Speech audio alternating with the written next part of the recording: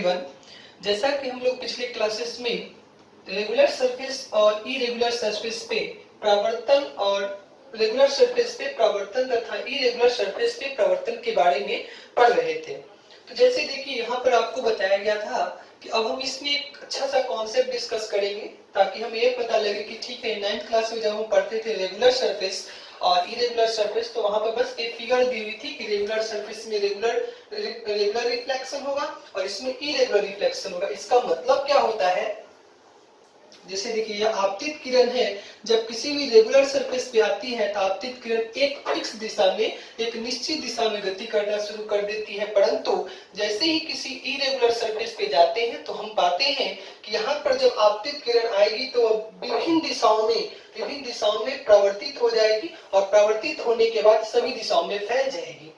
अब हमें एक चीज देखना है कि ठीक है कभी रेगुलर सरफेस और इरेगुलर सरफेस में कुछ अच्छा कॉन्सेप्ट कैसे सीख सकते हैं। तो देखिए हम इसके लिए क्या करते हैं, यहाँ पर हम 3 रीजन्स लेते हैं, 1, 2, 3 एंड 4।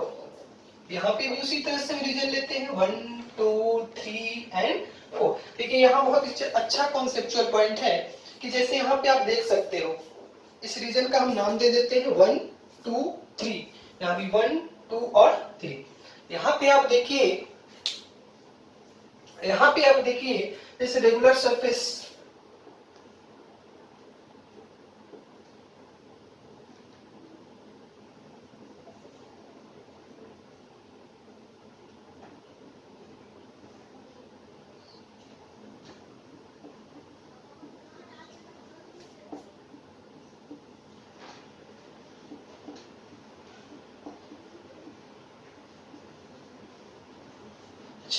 अब जरा सा देखिए कि जब रेगुलर सरफेस से परावर्तन होती है तो एक फिक्स दिशा में चली जाती है, परंतु इरेगुलर सरफेस से जब परावर्तन होती है तो प्रकाश की किरणें सभी दिशाओं में परावर्तित हो जाती है। अब हमने क्या किया है, यहाँ पे 3 रीजन लिया है, रीजन 1, रीजन 2, रीजन 3। उसी तरह से यहाँ भी रीजन 1, रीजन 2 एंड रीजन 3। देखिए अब हम यहाँ पे क्या देखेंगे, देखिए इस रीजन में आपको प्रकाश की किरणें दिख रही होगी, इस रीजन में प्रकाश की किरणें नहीं दिख रही है, फिर से इस रीजन में प्रकाश की किरणें दिख रही हैं। यहाँ पे क्या देखने को मिलेगा, रीजन 1, रीजन 2 और रीजन 3 में कहीं पे भी देखिएगा तो यहाँ भी प्रकाश की किरणें हैं, यहाँ भी है और यहाँ भी है। इससे हमें सीखने को क्या मिलता है कि किसी भी रेगुलर सरफेस से जब परावर्तन होती है तो देखा क्या जाता है कि प्रकाश की इंटेंसिटी या तीव्रता होती है सभी दिशाओं में असमान होती है। जैसे यहाँ पे ज्यादा है, फिर कम है, फिर ज्यादा है, बट यहाँ पे देख सकते हो कि जब अनियमित सतह से इरेगुलर सतह से जब परावर्तन होती है तो प्रकाश की किरणें सभी दिशाओं में बढ़ जाती है। इसके फलस्वरूप हम पाते हैं कि यहाँ पर भी प्रकाश की किरणें हैं, यहाँ भी है और यहाँ भी है, मतलब इस पूरे क्षेत्र में नियमित रूप से प्रकाश की तीव्रता उपस्थित होती है। मतलब इंटेंसिटी ऑफ लाइट यहाँ पर क्या देखने को मिलेगा इस क्षेत्र में, और यहाँ भी देखिए इस क्षेत्र में, तो यहाँ पर आपको क्या देखने को मिल रहा है,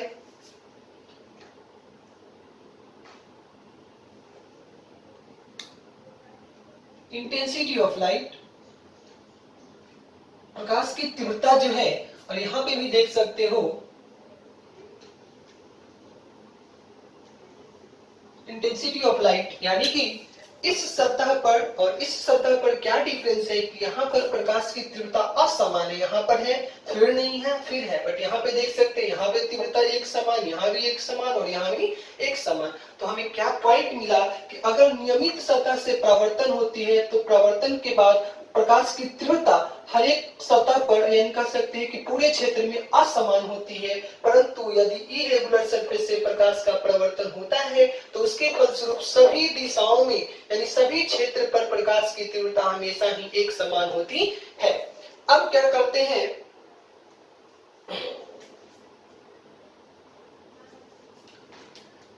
अब देखिए इन दोनों में एक डिफरेंस को हम क्या करते हैं, स्टार पॉइंट से लिख लेते हैं।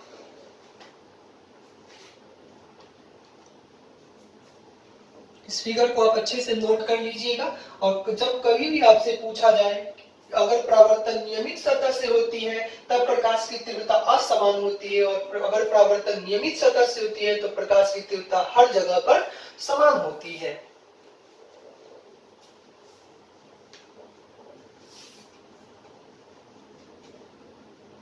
और इसे हम एक लोकल एग्जांपल से भी समझेंगे कि ठीक है इसका हमें फील कैसे आएगा। जैसे यहाँ पे देखिए कि यदि हमारे पास रेगुलर सरफेस नियमित सतह होगी तो वहां पर जो तीव्रता होती है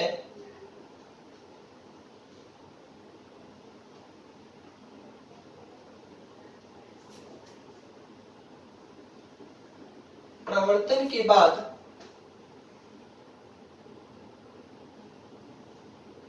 असमान होगी। परंतु यदि आपके पास नियमित सतह है तो वहां पर आपको तीव्रता परावर्तन के बाद क्या होगी, समान होगी सभी दिशाओं में।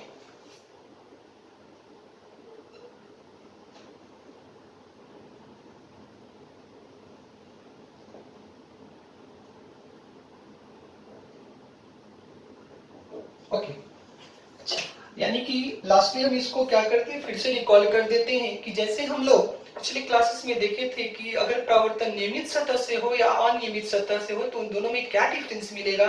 तो अगर नियमित सतह से प्रकाश का प्रवर्तन होता है तो देखा यह जाता है कि जब नियमित सतह से प्रकाश प्रवर्तित होती है तो उसकी मात्रा या उसकी इंटेंसिटी सभी दिशाओं में एक समान नहीं होगी। परंतु यदि अनियमित सतह से प्रकाश का प्रवर्तन होता है तो यह देखा जाता है कि जो प्रकाश की तीव्रता या इंटेंसिटी होती है सभी दिशाओं में एक समान होगी। अच्छा, इसको हम एक लोकल एग्जांपल से समझते हैं। जैसे देखिए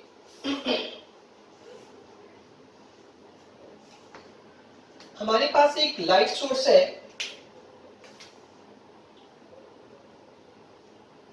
और देखिए मेरे पास दो बॉडी है, एक मेरे पास मिरर है यानी दर्पण या प्रवर्तक सतह, और यहाँ पर कोई एक ऑब्जेक्ट है, कोई भी वस्तु है जिस पर बहुत सारे लेटर लिखे हैं। जैसे आप अभी आपके पास कॉपी होगी तो उसमें बहुत सारे लेटर लिखे होंगे, जैसे मान लेते हैं ए बी सी डी।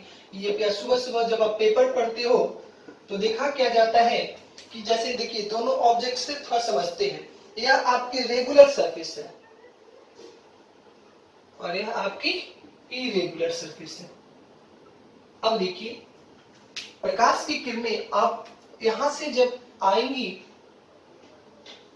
आने के बाद एक निश्चित दिशा में परावर्तित होगी, और जब यहाँ पे प्रकाश की किरणें आएंगी तो यह सभी दिशाओं में परावर्तित होगी, इधर भी इधर भी इधर इधर सारी डायरेक्शंस में परावर्तित होगी। इसका मतलब यदि आप यहाँ पर खड़े होकर देखोगे तो क्या पाओगे कि आपको इस मिरर के, इस दर्पण का कुछ ही भाग दिख पाएगा। बट यहाँ पे देखिए इरेगुलर सरफेस पे जब आप कहीं से भी देखोगे तो क्या देखने को मिल रहा है कि प्रकाश की किरणें परावर्तित होकर सभी दिशाओं में जा रही है। इसका मतलब कहीं से देखने पर इस पेपर के सभी लेटर आपको विजुअल होंगे, यानी सभी लेटर आपको दिखेंगे। जब भी आप पेपर पढ़ते हो तो क्या देखा जाता है कि अगर हम पेपर को देखते हैं तो उस पेपर पे जितने भी लेटर होते हैं सब दिखते हैं, किंतु यदि कोई मिरर रख दिया जाए, दर्पण रख दिया जाए तो प्रकाश की किरण उससे परावर्तित होकर के उसका कुछ ही भाग आपके पास आ पाता है। इसका मतलब आप दर्पण के कुछ ही भाग को देख पाओगे। तो बस यही समझना था, और this is very conceptual point कि रेगुलर और इरेगुलर, नियमित और अनियमित सतह से जब परावर्तन होती है तब क्या होता है कि जब नियमित सतह से परावर्तन होगी तो अनियमित तीव्रता होगी प्रकाश की सभी दिशाओं में, परंतु अनियमित सतह से जब परावर्तन होती है तो सभी दिशाओं में प्रकाश की तीव्रता एक समान होती है। चलिए ओके, आप इसे अच्छे से समझ गए हो। अब हम प्रवर्तन को थोड़ा और आगे लेकर चलते हैं और इसमें कुछ अच्छे अच्छे पॉइंट्स जानते हैं।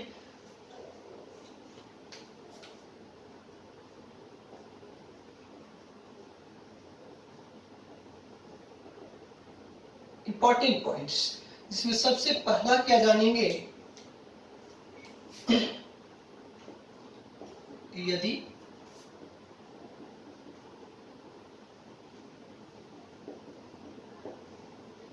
आपतित किरण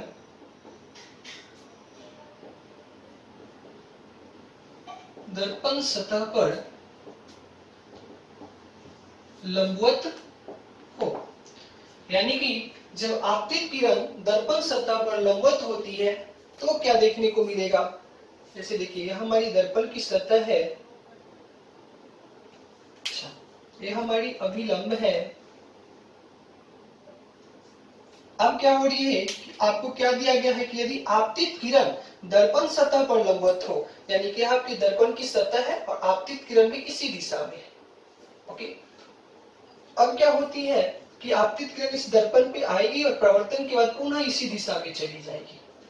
तो क्या देखने को मिलेगा कि देखिए यह आपतित किरण है, यह परावर्तित किरण है और यह विलंब है, तीनों समानांतर है। जब तीनों समानांतर होगी तो परावर्तन कोण, आपतन कोण सभी का वैल्यू, जब दो रेखा आपस में समानांतर होती है तो उन दोनों के बीच का एंगल कितना डिग्री होगा?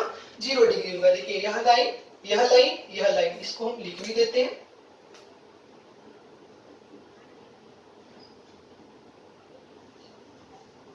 आपतित किरण, यह आपतित किरण और यह आपका क्या है?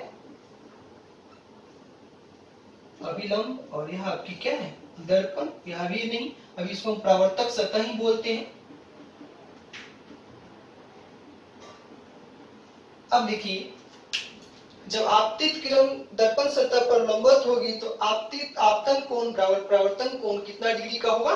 0 डिग्री का होगा। और देखिए आपतन कोण, आपतित किरण यह है, परावर्तित किरण यह है। जब इसे हम एक और फिगर से समझे इस तरह से कि देखिए यह है आपतित किरण और परावर्तन के बाद पुनः यह इसी दिशा में चली आती है, तो क्या देखने को मिलेगा कि जब आपतित किरण दर्पण सतह पर लंबवत होती है तो उस केस में आपको क्या मिलता है? आपतन कोण बराबर परावर्तन कोण और दोनों 0 डिग्री के बराबर होता है। अब यहाँ पर एक हम नई टर्म आपको बताने जा रहे हैं, इसका नाम है विचलन कोण। अच्छा, विचलन का मतलब क्या होता है? सबसे पहले यह जानेंगे कि यहाँ पर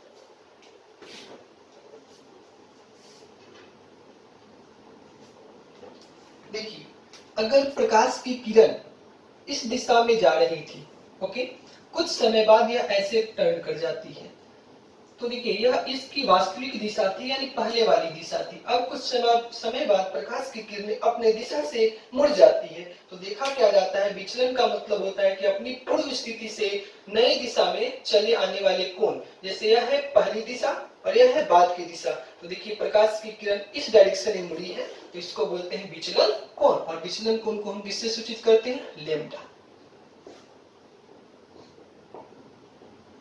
ये है आपकी विचलन कोण। अब विचलन कोण का सिंपल मतलब क्या है कि जाना था जिस दिशा में उसे छोड़कर के किसी और दिशा में जब प्रकाश की किरण मुड़ जाती है तो इसी कोण को बोला जाता है विचलन कोण। यहाँ पर एक चीज और ध्यान देने वाली है कि देखिए विचलन कोण दो तरह की हो सकती है। प्रकाश की किरण इधर न मुड़कर अगर इधर मुड़ जाए तो ऐसी भी तो हो सकती है, इधर की तरफ फिर से विचलन कोण आपको मिलेगा और इस बार विचलन कोण की डायरेक्शन इधर होगी, फिर से इसका वैल्यू क्या है? लैम्डा। अब इन दोनों को कैसे लिखेंगे? तो इसको बोलेंगे लैम्डा। अब देखिए यह घड़ी की विपरीत दिशा में है, तो घड़ी की विपरीत दिशा में तो इसको लिखेंगे एंटी क्लॉकवाइज, और यह घड़ी की दिशा में है तो इसको क्या लिखेंगे? Lambda clockwise. ओके, यानी विचलन कोण और हम समझेंगे प्रिज्म में, बट अभी इतना ही जानते हैं कि प्रकाश की किरण सीधी रेखा में जानी चाहिए थी, बट यह विचलित हो गई अपने पाथ से, और इस कोण को बोलते हैं विचलन कोण। विचलन कोण दो तरह से, अगर क्लॉकवाइज है तो क्लॉकवाइज लिखेंगे, एंटी क्लॉकवाइज है तो एंटी क्लॉकवाइज लिखेंगे। अब जरा सा जब प्रकाश की किरणें दर्पण सतह पर लंबवत आती है तब आपसे पूछा जाएगा कि विचलन कोण कितना होता है। तो देखिए प्रकाश की किरण लंबवत आई, प्रकाश की किरण को जाना चाहिए था इस दिशा में, सही है, परंतु दर्पण से परावर्तन के बाद पुनः यह इसी दिशा में चली आती है। तो देखिए जाना था इस दिशा में, लौट करके इस दिशा में चली आई, तो पहले वाली दिशा से हम फाइनल दिशा की तरफ आएंगे और यहाँ पे देखने को क्या मिल रहा है कि यह कोण क्या है? लैम्डा। और किसी भी रेखा पर आपको पता है कि कितना डिग्री का कोण बनता है? 180 डिग्री। तो यहाँ पर इंपॉर्टेंट पॉइंट क्या है कि जब लंबवत प्रकाश की किरण आएगी, लंबवत आपतित किरण, उस केस में एंगल I बराबर angle R is equals to 0 degree. दूसरा विचलन कोण का मान कितना होता है? 180 डिग्री। तो ये हमेशा याद रखिए। कभी कभी क्या होता है कि दे दिया जाता है कि यदि विचलन कोण का मान 180 डिग्री है तो बताइए आपतन कोण का वैल्यू कितना होगा, परावर्तन कोण का वैल्यू कितना होगा। तो यहाँ से भी हम देखेंगे कि विचलन कोण 180 डिग्री, इसका मतलब जिस दिशा में जा रही थी उसी में विपरीत चलाना, और विपरीत तभी आएगी जब वह प्रकाश की किरण कैसे हो? दर्पण पर लंबवत। चलिए अब दूसरे पॉइंट को डिस्कस करते हैं।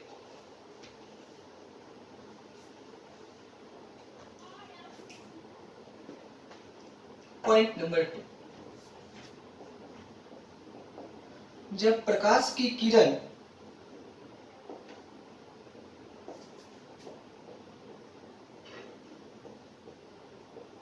दर्पण सतह के समांतर हो, समानांतर हो, पैरेलल हो, जैसे यह मेरी दर्पण है, मिरर है, स्फेरिकल पे भी देख लेंगे हम।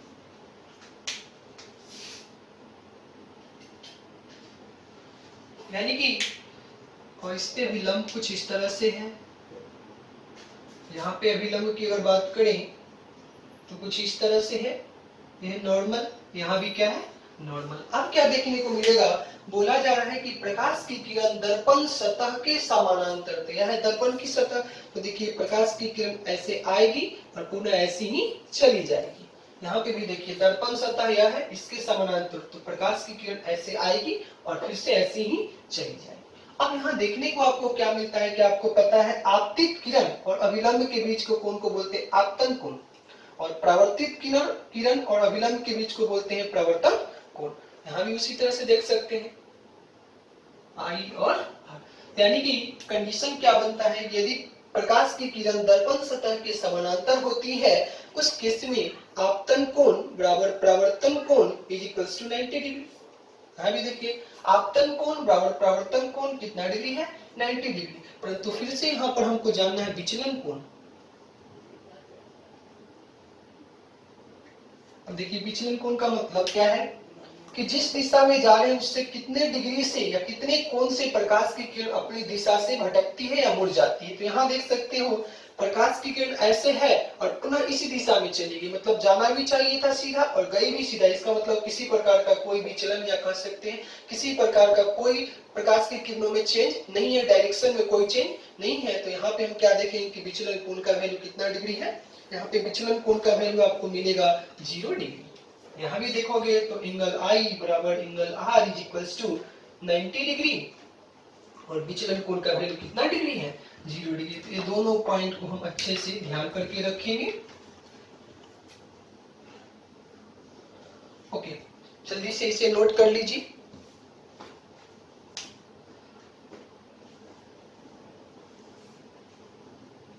अब हम लोग प्रवर्तन को पढ़ने के लिए कुछ और पॉइंट्स के बारे में जानना जरूरी है, उन्हीं को पहले डिस्कस करेंगे। डिस्कस करने के बाद थोड़ा अच्छे से इन सारे पॉइंट्स को समझ लेंगे, तब जाकर के हम प्रवर्तन शुरू करेंगे दर्पण सतह से, पुनः शुरू करेंगे गोलीय सतह से। यानी कि उसमें हम पढ़ेंगे समतल दर्पण, पुनः पढ़ेंगे गोलीय दर्पण में आपको अवतल और उत्तल दर्पण के बारे में बताया जाएगा। चलिए अब एक नए टॉपिक के साथ शुरू करते हैं।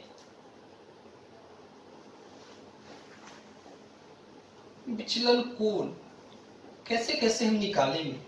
जैसे कुछ फिगर है इंपॉर्टेंट, उससे डायरेक्ट पूछ दिया जाता है कि विचलन कोण का वैल्यू बताइए। जैसे जब हमारे पास एक मिरर हो,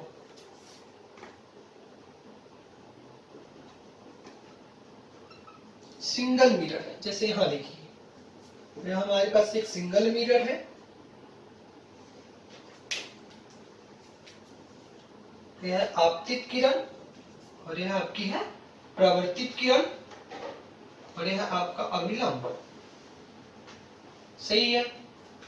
अब देखिए यह है आपका आपतन कोण, यह है आपका परावर्तन कोण, और आपको पता है कि आपतन कोण बराबर परावर्तन कोण, हम इसे थीटा मान लेते हैं। तो इसके जगह पर हम ऐसा भी लिख सकते हैं, यह भी थीटा और यह भी थीटा। अब देखिए आपसे कोई पूछे कि एक दर्पण से जब परावर्तन होती है तो विचलन कोण का मान कितना होगा, तो देखिए यह आपतित किरण को अगर दर्पण नहीं होती तो आपको पता है कि प्रकाश की किरणें सीधी रेखा में गति करती है, तो इस वजह से जाना चाहिए था। परंतु दर्पण से परावर्तन के बाद इधर जा रही है, इसका मतलब अपने पूर्व स्थिति से यह विचलित हो चुकी है। और कितने डिग्री से, इस कोण का नाम होता है डेल्टा, विचलन कोण। अब देखिए डायरेक्शन, आप इधर से इधर जा रहे हो और आप देख रहे हो घड़ी के विपरीत दिशा में जा रहे हो, तो घड़ी की विपरीत दिशा में तो इसको लिखेंगे एंटी क्लॉकवाइज। अच्छा, कभी कभी आपसे क्लॉकवाइज ही पूछा जा सकता है। तो देखिए घड़ी के सेम दिशा में, यानी कैसे, तो यह है मेरी आपतित किरण और यह है मेरी परावर्तित किरण, तो विचलन कोण का मान फिर से देखिए, यह हो गया विचलन कोण कितना, डेल्टा, और डेल्टा क्या, क्लॉकवाइज। अब इन दोनों का वैल्यू कैसे निकालेंगे, तो जरा यहाँ देखिए, इस फिगर को फिर से हम डिनोट कर लेते हैं, आपतित किरण, परावर्तित किरण, इसको जाना चाहिए था ऐसे, बट गई ऐसे, यानी यह आपकी विचलन कोण है, और आपने देखा कि यह भी एंगल थीटा और यह भी एंगल थीटा, और आपको पता है कि तीनों कोणों का योग किसी भी स्ट्रेट लाइन पे lambda plus theta is equals to 180 degree, यानी कि delta is equals to 180 minus 2 theta, या डेल्टा इज इक्वल्स टू हम लिख सकते हैं पाई माइनस 2 थीटा। बट ध्यान दें कि यह कौन सा है, एंटी क्लॉकवाइज, एंटी क्लॉकवाइज। अब कोई पूछ देगा कि क्लॉकवाइज बताइए, तो देखिए जरा क्लॉकवाइज कितना होगा, यहां से ए वाली कोण, तो इतना हो गया 180 डिग्री, और यह 2 थीटा, यानी कि अगर डेल्टा कोई यहाँ पे लिखते हैं, डेल्टा अगर कोई क्लॉकवाइज पूछता है तो डेल्टा क्लॉकवाइज हो जाएगा पाई प्लस 2 थीटा।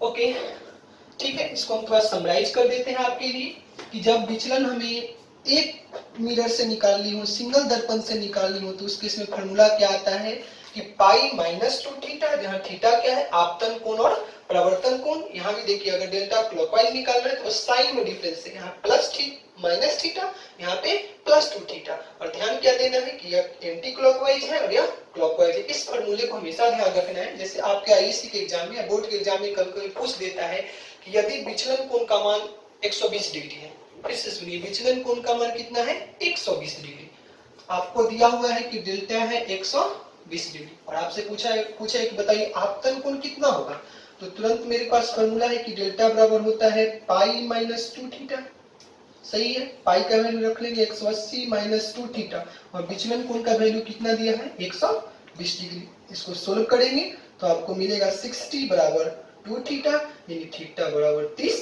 डिग्री, यानी आपतन कोण कितना है, 30 डिग्री, तो परावर्तन कोण भी कितना हो जाएगा, 30 डिग्री। इसी तरह से हमको क्या करना है, ऐसे प्रॉब्लम को सोल्व करनी है। ओके,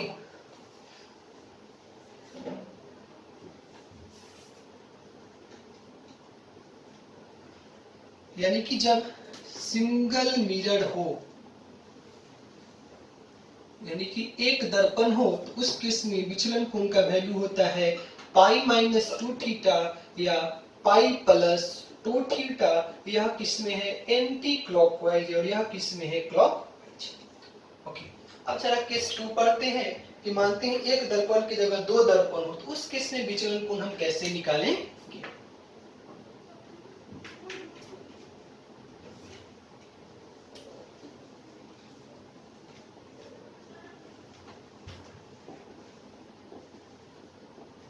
जब आपके पास 2 दर्पण है, जैसे यहां देखिए,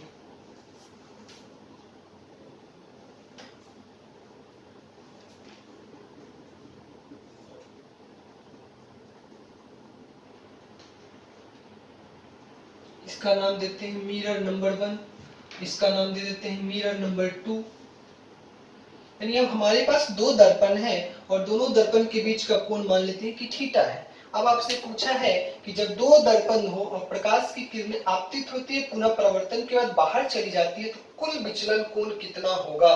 तो कुल विचलन कोण होने के लिए, ओके ठीक है, इस क्लास में बस हम फिगर कर लेते हैं, नेक्स्ट क्लास में इसको हम अच्छे से समझेंगे।